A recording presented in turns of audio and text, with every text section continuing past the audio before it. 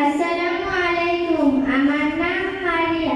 হাফেজ হব আলেম হব আল্লাহর কালাম পড়ে।